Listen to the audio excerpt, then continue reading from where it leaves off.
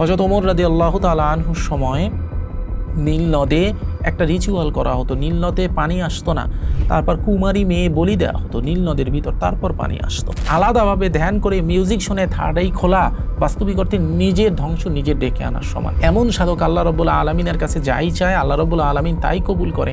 এটা আমার কথা না, এটা সহিহ হাদিসের কথা। টাইম এবং স্পেসের ব্যারিয়ার থাকে না, ডিরেক্টলি আরশে আযমে কিভাবে যায়? ওই যে বলছি কোয়ান্টাম এন্টাঙ্গলমেন্ট অনুসারে মহাবিশ্বের যে কোনো দুটি কণা একে অপরের সাথে সংযুক্ত থাকে অদৃশ্য একটা সুতোয়, এবং একটি কণা প্রভাবিত হলে অপর কণা প্রভাবিত হয়। আমরা কি কেবল সম্মিলিতভাবে একটা বিন্দু, নাকি আমাদের প্রত্যেকের ভেতরেই পুরো মহাবিশ্ব লুকিয়ে আছে? কি বলবেন? আল্লাহ রাব্বুল আলামিন নিজেই তো আপনার শাহরগের নিকটে, তাহলে আপনার ভিতর মহাবিশ্ব লুকিয়ে না থাকে কিভাবে বলেন? আল্লাহ রাব্বুল আলামিন কেন নিজেকে সৃষ্টিকর্তাদের ভিতর শ্রেষ্ঠ আল্লাহ রাব্বুল আলামিন কতই না বরকতময় বললেন? কারণ চিন্তা করেন, আল্লাহ রাব্বুল আলামিন এমন মানুষ সৃষ্টি করেছেন যে মানুষের শাহরগের নিকটে আবার তিনিই রয়েছেন। মহান পাক পরওয়ারদিগর রব্বুল আলামিনের যে একক সত্তাগত বৈশিষ্ট্য এবং একক সত্তাগত যে অস্তিত্ব, সেই একক সত্তার সাথে এই মহাবিশ্বের প্রত্যেকটা কিছু কোনো না কোনোভাবে যুক্ত। এটাই হচ্ছে ওয়াহদাতুল উজুদ। আসসালামু আলাইকুম, সবাইকে স্বাগত জানাচ্ছি ডিভাইন কোডেক্সের আজকের একটি স্পেশাল পডকাস্টে। আজকের পডকাস্টের আমাদের বিষয়বস্তু হলো ওয়াহদাতুল উজুদ ও এন্টেঙ্গলমেন্ট।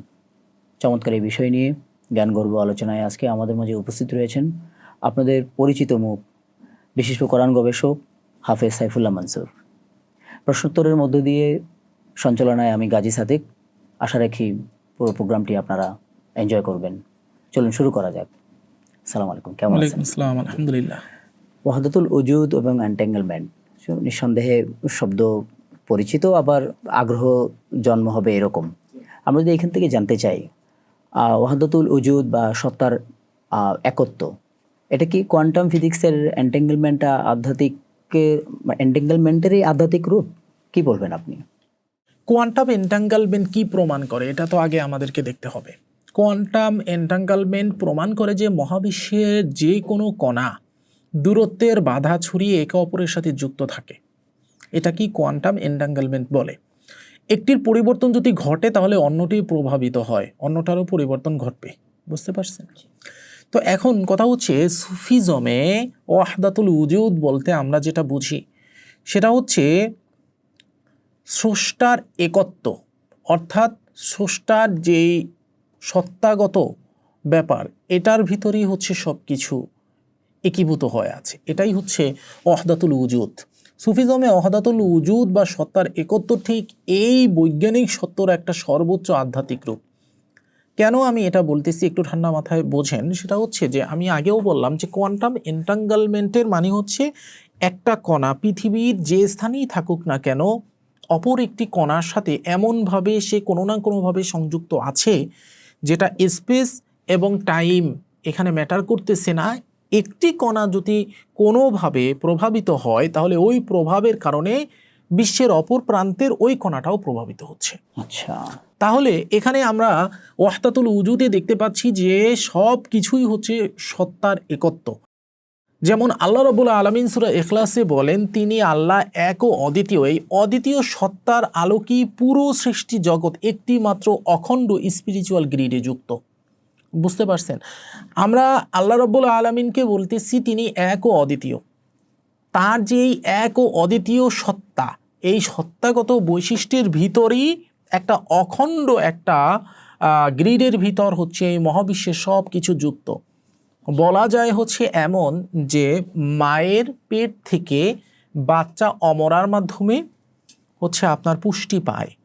অনুরূপভাবে এই বিশ্ব জগৎ যেভাবে একটা বাচ্চা তার মায়ের পেটের সাথে অমরার মাধ্যমে যুক্ত থাকে, সেভাবে এই সমগ্র বিশ্বজগৎ কোনো না কোনো মাধ্যমে, সমগ্র বিশ্বজগতের প্রত্যেকটা জিনিস কোনো না কোনো মাধ্যমে, কোনো না কোনো ওয়েতে এক অদৃশ্য কানেকশনের মাধ্যমে সেই একত্ববাদী স্রষ্টার আপনার যেই সত্তা, সেই সত্তার সাথে কোনো না কোনোভাবে একীভূত। কথা বুঝতে পারছেন?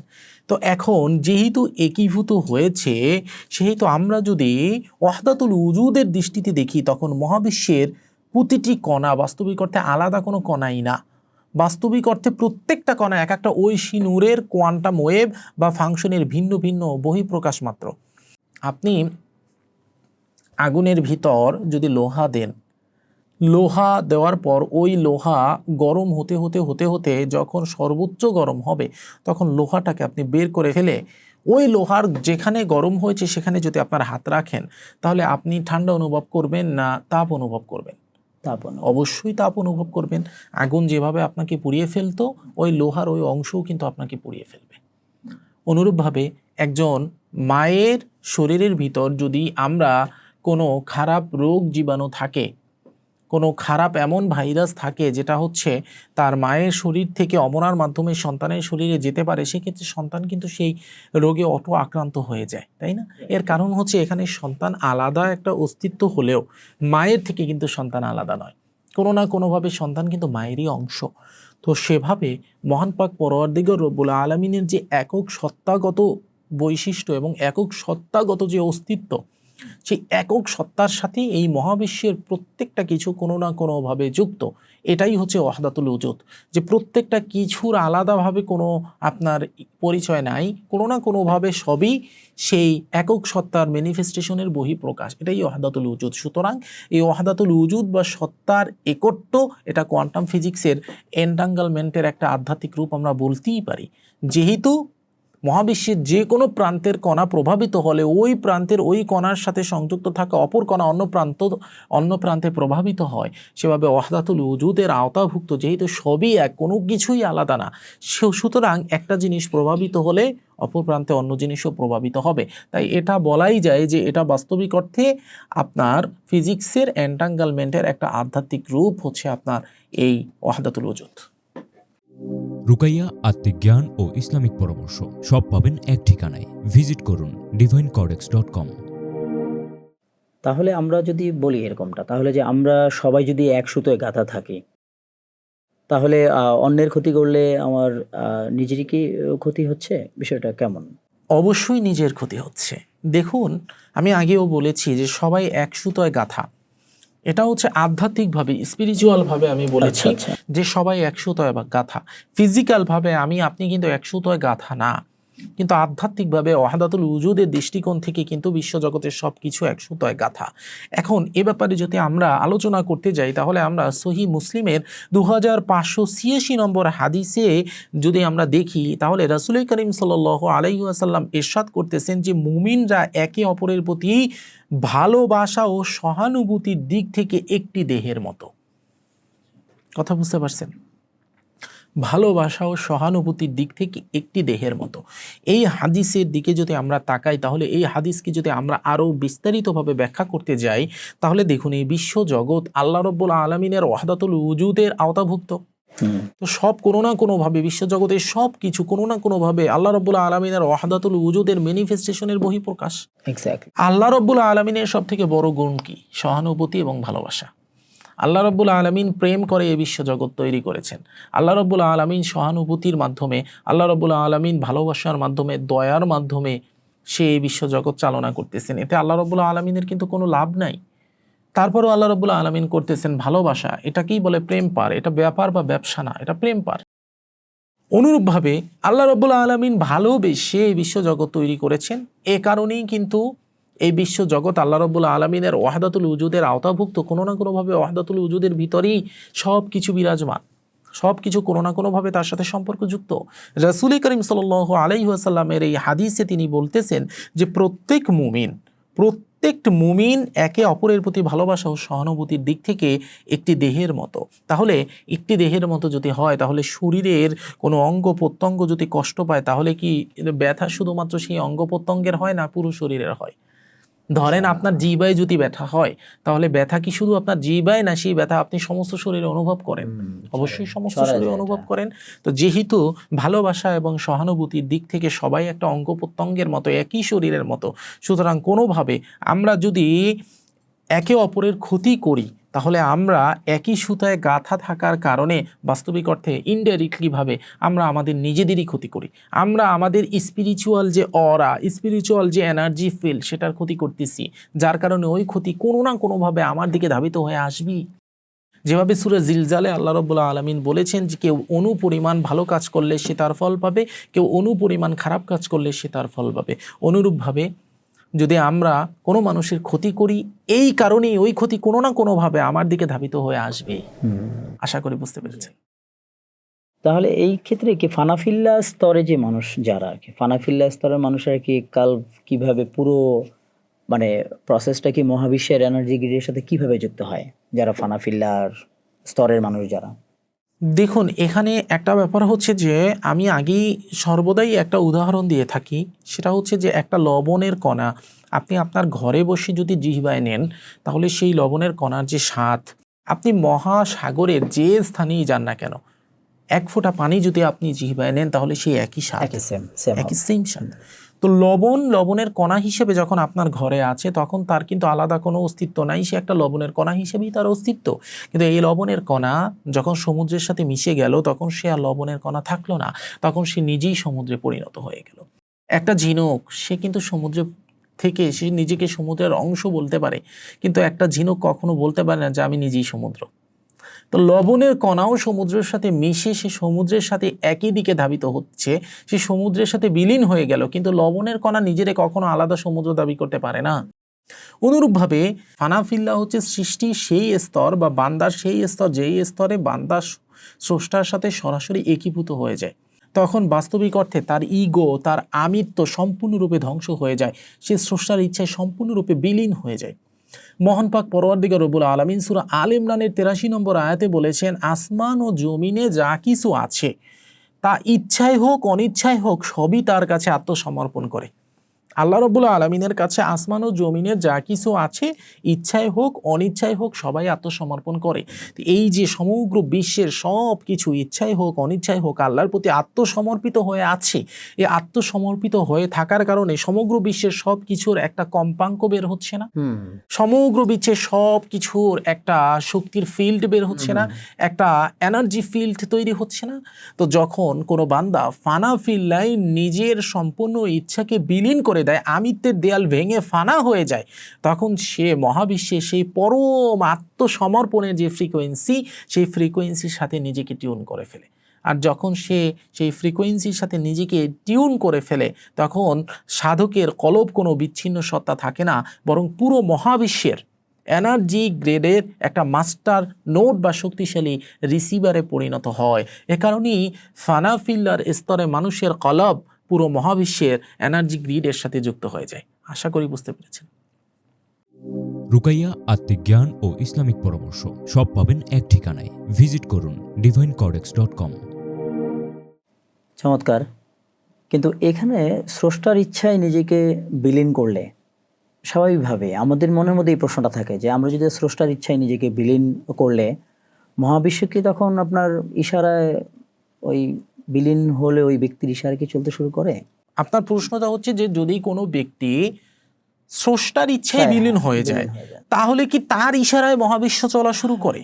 তো এখানে আপনার ব্যক্তিগতভাবে বুঝতে হবে যে ব্যক্তি যখন স্রষ্টার ইচ্ছায় বিলীন হয়ে যায়, তখন তো ব্যক্তির আলাদা কোনো নিজস্ব সত্তাই থাকে না। আচ্ছা আচ্ছা। তখন তো ব্যক্তির নিজস্বভাবে যে এই আমি বিলীন হওয়ার পর তো তার আমিত্বতাই থাকে না, সে তো সম্পূর্ণরূপে স্রষ্টার সাথে বিলীন হয়ে মানে স্রষ্টাময় হয়ে যায়।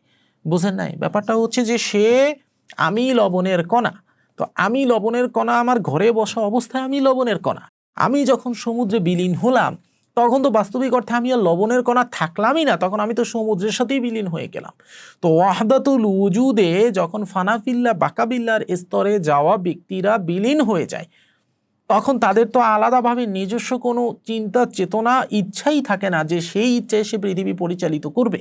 তাহলে কি হয় ব্যাপারটা হচ্ছে যে দেখুন, যখন কোনো সাধক নিজের ইচ্ছায় সম্পূর্ণ বিলীন করে দেন আল্লাহর প্রতি, তখন তার নিজের আর কোনো ইচ্ছা থাকে না।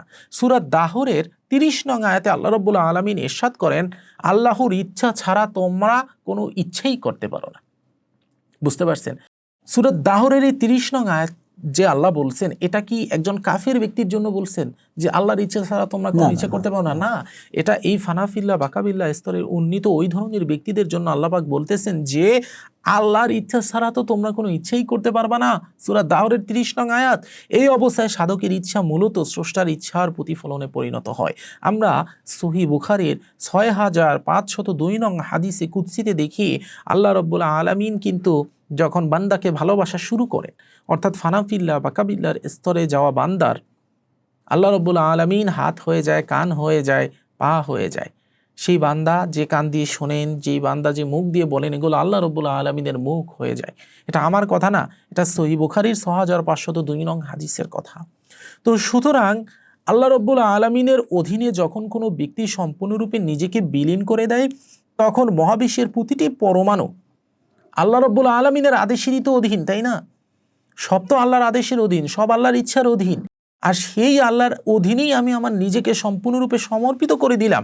তাই স্রষ্টার ফ্রিকোয়েন্সি যখন ওই বান্দার ভিতর দিয়ে প্রবাহিত হয়, তখন মনে হয় যেন পুরা মহাবিশ্ব তার ইশারায় চলতেছে। কিন্তু আসলে তো তার ইশারায় চলতেছে না, আসলে তো আল্লাহ রাব্বুল আলামিনের ইশারায় চলতেছে। হযরত ওমর রাদিয়াল্লাহু তাআলা আনহুর সময় নীল নদে একটা রিচুয়াল করা হতো। নীল নদে পানি আসতো না, তারপর কুমারী মেয়ে বলি দেওয়া হতো নীল নদের ভিতর, তারপর পানি আসতো। ওমর রাদিয়াল্লাহু তাআলা আনহু যখন এই কথা শুনেন, তখন সে একটা চিঠি লিখে নীল নদে ফেলেন। এরপর থেকে নীল নদে পানি আসা শুরু হলে সেই পানি আজ পর্যন্ত আর শুকায় নাই। তো এখানে ওমর রাদিয়াল্লাহু তাআলা আনহুর তো চিঠি ছিল না, বাস্তবিক অর্থে চিঠিটা আল্লাহ লিখিয়েছিল তার মাধ্যমে। আল্লাহ তার মাধ্যমে এই কারামত মানুষদেরকে দেখিয়েছিল যেন মানুষ ইসলামের দিকে ধাবিত হয়। তো এখানে আল্লাহ রাব্বুল আলামিন ওমর রাদিয়াল্লাহু তাআলা আনহুর মাধ্যমে বিশ্ব পরিচালনা করতেছিলেন। ওমর রাদিয়াল্লাহু তাআলা আনহু আল্লাহর সাথে বিলীন হয়ে যাওয়ায় তার ইচ্ছায় সে বিশ্ব পরিচালনা করেন, ব্যাপারটা এমন না।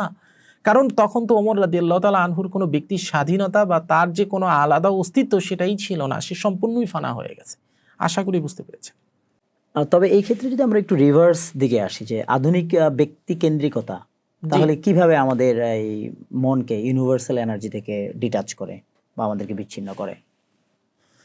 দেখুন, আধুনিক ব্যক্তি কেন্দ্রিকতা জিনিসটা কি এটা তো আগে আমাদেরকে বুঝতে হবে। আধুনিক ব্যক্তি কেন্দ্রিকতা বা অতিমাত্রায় আমি যে ভাব, এটাই তো অতিমাত্রায় আমি, অর্থাৎ আমি কেন্দ্রিক জীবন ব্যবস্থা, আমার ইগো, আমার নফস, এটাই তো হচ্ছে আধুনিক ব্যক্তি কেন্দ্রিকতা। এটা হচ্ছে বাস্তবিক অর্থে আমার ইগো, আমি অতিমাত্রায় আমি কেন্দ্রিকতা, এটা হচ্ছে নফসের সব থেকে ধ্বংসাত্মক রূপ।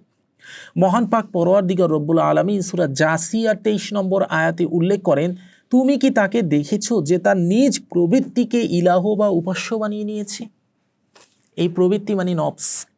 আল্লাহ পাক সূরা জাসিয়ায় বলতেছেন 23 নম্বর আয়াতে যে তুমি কি সেই ব্যক্তিকে দেখেছো যে তার নিজের নফসকে তার ইলাহ বা প্রবৃত্তি বানিয়ে নিয়েছেন? কথা বুঝতে পারছেন? এই যে নিজের নফসকে ইলাহ বা প্রবৃত্তিকে নিজের নফসকে ইলাহ বা উপাস্য বানিয়ে নেয়া, এই ইগো একটি ডার্ক এনার্জি শিল বা কৃত্রিম দেয়াল তৈরি করে। বুঝতে পারছেন? এই যে ইগো, এই নিজের নফসের এই কর্ম, এটা হচ্ছে এমন একটা ডার্ক এনার্জি ফিল বা কৃত্রিম দেয়াল তৈরি করে যা মহাবিশ্বের ইউনিভার্সাল এনার্জি বা ঐশী রহমতগুলোকে বাস্তবিক অর্থে বিনষ্ট করে ফেলে। কারণ এই মহাবিশ্বের ইউনিভার্সাল যে এনার্জি বা এই মহাবিশ্বের যা কিছু আমরা দেখতে পাচ্ছি সব কিছু বাস্তবিক অর্থে একটা ঐশী রহমত বা একটা প্রবাহিত নদীর মতো প্রবাহিত হতে থাকে। আল্লাহ রাব্বুল আলামিনের ঐশী রহমতের মাধ্যমে প্রবাহিত হতে থাকে। কিন্তু যখন কোনো ব্যক্তি কেন্দ্রিকতার অহংকার মানুষ অতিরিক্ত মাত্রায় করে, অর্থাৎ আল্লাহ রাব্বুল আলামিনের যেই রহমতের নদী ধাবমান আছে তার মাঝে বসে আপনি এই আমি তো ব্যক্তি কেন্দ্রিকতা অতিমাত্রায় করতে থাকেন, অতিমাত্রায় নিজের নফসের দাসত্ব করতে থাকেন, অতিমাত্রায় নিজের প্রবৃত্তিকে নিজের প্রভু বানিয়ে নিতে থাকেন, সেক্ষেত্রে হবে কি? সেক্ষেত্রে হবে হচ্ছে আপনি যদি একটা নদীর ভিতর বাদ দেন তাহলে নদীর পানি প্রবাহিত হতে প্রবলেম হবে। অনুরূপভাবে আল্লাহ রাব্বুল আলামিনের যে ঐশী রহমত, যে ইউনিভার্সাল রহমত যেটা হচ্ছে নদীর মতো প্রবাহিত হচ্ছে, তার মাঝে আপনি যদি এইরকম আত্মকেন্দ্রিকতা এবং অহংকার এবং নফসের দাসত্বে নিজেকে সম্পূর্ণরূপে নিমজ্জিত করে তার মাঝে বাঁধ হয়ে দাঁড়িয়ে থাকেন, তাহলে আল্লাহ রাব্বুল আলামিনের সেই ঐশী রহমতের প্রবাহতে বাধা আসে। এই সেম কাজই করেছিল ফেরাউন, এই সেম কাজই করেছিল নমরুদ। বুঝতে পারছেন? তারা এই কাজ করার কারণে আল্লাহ রাব্বুল আলামিনের ঐশী রহমতে সেই বাধা হওয়ার কারণে আল্লাহ রাব্বুল আলামিন তাদেরকে বিনষ্ট করে দিয়েছেন। তো বাস্তবতা হচ্ছে মানুষ যখন এই ধরনের সমস্যায় পতিত হয় তখন মহাজাগতিক সংযোগ বা ওয়াহদাতুল উজুদের প্রশান্তি থেকে সম্পূর্ণ বিচ্ছিন্ন হয়ে পড়ে এবং এই সমাজে একটা বিশৃঙ্খলা তৈরি হয়। এই ধরনের বিশৃঙ্খলা তৈরি হলে তখন সমাজে সেই বিশৃঙ্খলাকে ঠিক করার জন্যই আল্লাহ রাব্বুল আলামিন আযাব দেয়।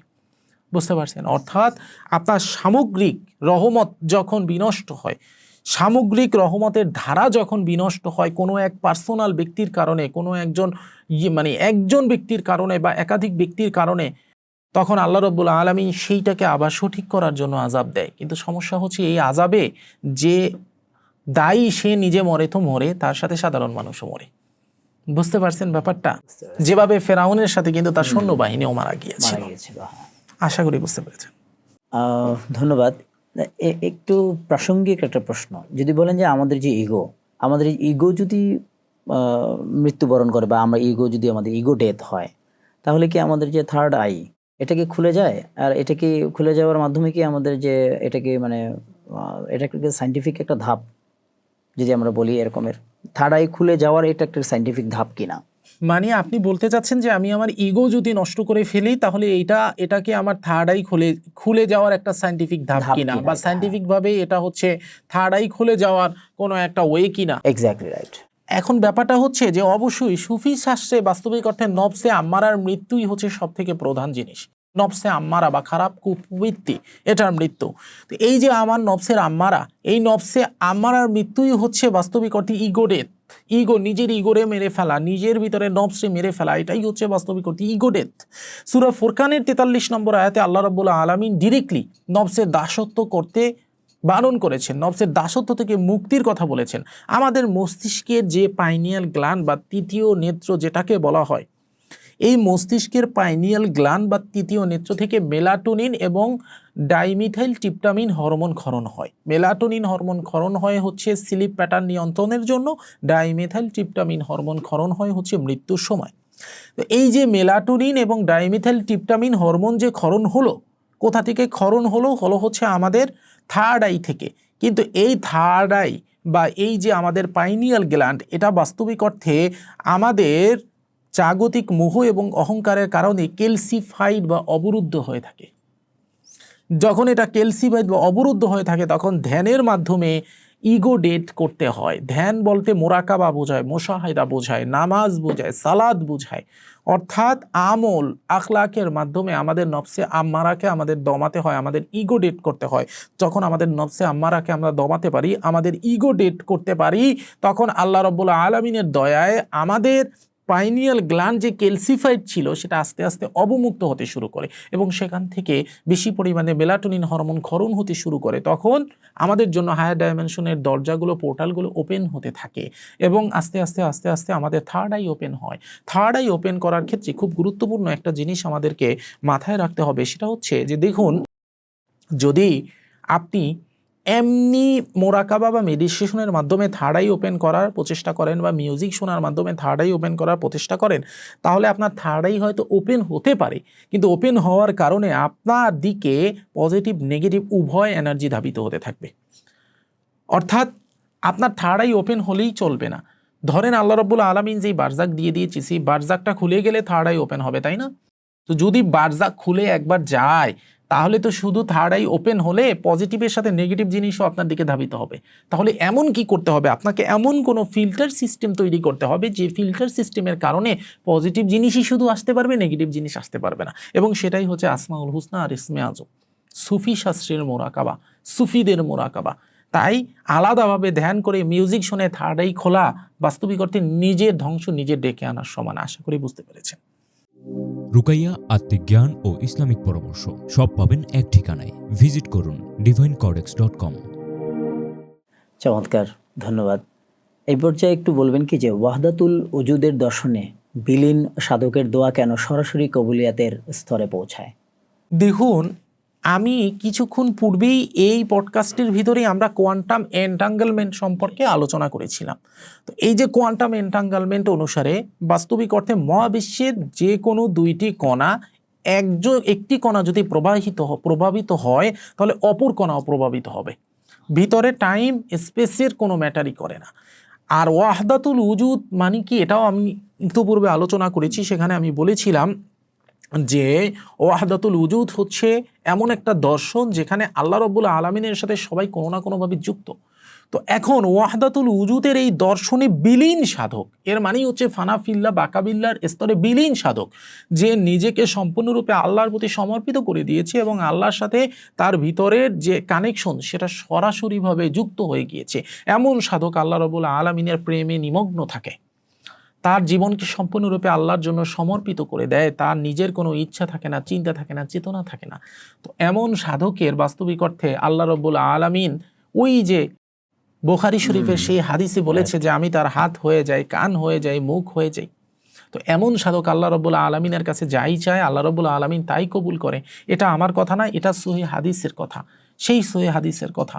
তাহলে আল্লাহ রাব্বুল আলামিনের কাছে এই সাধক হস্ত উত্তোলন করে কোনো কিছু চাইলে সেটা ডিরেক্টলি আরশ আজিমে পৌঁছে যায়, কারণ তার মাঝখানে কোনো সায়েন্টিফিক ব্যারিয়ার থাকে না, কোনো টাইম এবং স্পেসের ব্যারিয়ার থাকে না। ডিরেক্টলি আরশে আজিমে কিভাবে যায়? ওই যে বলছি কোয়ান্টাম এন্টাঙ্গলমেন্ট অনুসারে মহাবিশ্বের যে কোনো দুটি কণা একে অপরের সাথে সংযুক্ত থাকে অদৃশ্য একটা সুতোয়, এবং একটি কণা প্রভাবিত হলে অপর কণা প্রভাবিত হয়। এ কারণে আল্লাহ পাক বলতেছেন, বান্দা আমি তোমার শাহরগের নিকটে আকরাবু ইলাইহি মিন হাবলিল ওয়ারিদ। আল্লাহ আরশে আজিমে, কিন্তু তারপরও তিনি আপনি এবং আমার শাহরগের নিকটে। আল্লাহ বলতেছেন ফাজকুরুনি আযকুরুকুম, আমাকে স্মরণ করো আমি স্মরণ করব। আশা করি উত্তরটি পেয়েছেন। মাশাআল্লাহ, চমৎকার উত্তর হয়েছে। আমাদেরকে একটু আরেকটা প্রশ্নে আমাদেরকে বলবেন যে আমরা কি কেবল সম্মিলিতভাবে একটা বিন্দু, নাকি আমাদের প্রত্যেকের ভেতরেই পুরো মহাবিশ্ব লুকিয়ে আছে? কি বলবেন? মহাবিশ্ব কার মাধ্যমে সৃষ্টি হয়েছে? আল্লাহর মাধ্যমে। আল্লাহ তাআলার মাধ্যমে। আল্লাহ রাব্বুল আলামিন নিজেই তো আপনার শাহরগের নিকটে, তাহলে আপনার ভিতর মহাবিশ্ব লুকিয়ে না থাকে কিভাবে বলেন? শুনেন, আল্লাহ রাব্বুল আলামিন সূরা বাকারার 186 নম্বর আয়াতে বলতেছেন, আমি তো নিকটেই আছি, যখন আহ্বানকারী আমাকে ডাকে আমি তার ডাকে সাড়া দেই। আল্লাহ রাব্বুল আলামিন বলতেছেন আকরাবু ইলাইহি মিন হাবলিল ওয়ারিদ। তাহলে যে বিশ্ব স্রষ্টা বিশ্ব জগৎ সৃষ্টি করলেন, সেই স্রষ্টা স্বয়ং আপনার নিকটে, তাও আবার আপনার শাহরগেরও নিকটে। তাহলে আপনি নিজে মহাবিশ্ব না কিভাবে? আপনিই তো মহাবিশ্ব, তাই না? হযরত আলী রাদিয়াল্লাহু তাআলা আনহু বলতেছেন যে তুমি নিজেকে একটি ক্ষুদ্র বস্তু মনে করো, অথচ তোমার ভিতরে পুরো মহাজগৎ লুকিয়ে তো আছে। বাস্তবিক অর্থে সূরা মুমিনের 12 থেকে 14 নম্বর আয়াত যদি আমরা দেখি, সূরা মুমিনুন এর 12 থেকে 14 নম্বর আয়াত, এটা যদি আমরা দেখি তাহলে সেখানে আল্লাহ রাব্বুল আলামিন মানুষের সৃষ্টির স্তর বর্ণনা করেছেন, এবং সেখানে আল্লাহ বলেছেন, অতএব সৃষ্টিকর্তাদের মধ্যে শ্রেষ্ঠ আল্লাহ কতই না বরকতময়। আল্লাহ রাব্বুল আলামিন কেন নিজেকে সৃষ্টিকর্তাদের ভিতর শ্রেষ্ঠ আল্লাহ রাব্বুল আলামিন কতই না বরকতময় বললেন? কারণ চিন্তা করেন, আল্লাহ রাব্বুল আলামিন এমন মানুষ সৃষ্টি করেছেন যে মানুষের শাহরগের নিকটে আবার তিনিই রয়েছেন। আল্লাহ রাব্বুল আলামিন এমন মানুষ সৃষ্টি করেছেন যে মানুষকে পৃথিবীতে পাঠানোর পরও তিনি আরশে আজিমে বসে থাকার পরও কোনো না কোনোভাবে মানুষের সাথে যুক্ত রয়েছেন। আল্লাহ রাব্বুল আলামিন এমন মানুষ সৃষ্টি করেছেন যেই মানুষের শরীরে দেহে তিনি পঞ্চভূত দিয়ে দিয়েছেন, যে পঞ্চভূত বিশ্বজগতে দিয়ে দিয়েছেন। সমগ্র বিশ্বজগৎ যে পঞ্চভূত দ্বারা তৈরি, আল্লাহ রাব্বুল আলামিন মানুষের দেহটাও সেই পঞ্চভূত দ্বারা তৈরি করেছেন, তাই না? আমাদের দেহে মাটি হিসাবে আছে কি? মাংস। আমাদের দেহে জল হিসাবে আছে রক্ত। আমাদের দেহে জ্যোতি হিসাবে আছে নূর। আমাদের দেহে বাতাস হিসাবে আছে শ্বাস প্রশ্বাস। আমাদের দেহে অগ্নি হিসাবে আছে তাপ। অর্থাৎ পঞ্চভূত আমাদের দেহের ভিতরেই আছে। অনুরূপভাবে আমাদের দেহের ভিতর আবার স্রষ্টার ফুৎকার করা রুহু আছে, অর্থাৎ তার আদেশ বা সেই আমরও আছে। তার মানে যাহা কিছু আছে বিশ্ব ব্রহ্মাণ্ডে তাহা কিছু আছে মানব শরীরে। তাই আপনার প্রশ্নের সুন্দর উত্তর হচ্ছে এটাই যে আমরা একটি বিন্দু না, বরঞ্চ আমাদের প্রত্যেকের ভিতরেই পুরো মহাবিশ্ব লুকায়িত আছে। আমরা মহাবিশ্বের একটা মাইক্রোজোম ছাড়া আর কিছুই না। ধন্যবাদ, চমৎকার এই আলোচনা করলেন আমাদের সাথে। আশা রাখি আমাদের দর্শকরা আপনার মাধ্যমে উপকৃত হবেন। সুপ্রিয় দর্শক, যারা ধৈর্য সহকারে আজকের এই পডকাস্টটি শুনলেন, আশা রাখি আপনারা চমৎকার এই আলোচনার মাধ্যমে আপনারা উপকৃত হবেন এবং আপনারা প্রতিনিয়ত আপনাদের জ্ঞান চর্চা আমাদের সাথে এগিয়ে নেবেন। পরবর্তীতে আরও একটি পডকাস্টে আরও এক চমৎকার বিষয় নিয়ে হাজির হব। সে পর্যন্ত সবাই ভালো থাকবেন, আমাদের জন্য দোয়া রাখবেন। সবাইকে আবার শুভেচ্ছা জানিয়ে আসসালামু আলাইকুম ওয়া রাহমাতুল্লাহি ওয়া বারাকাতুহু।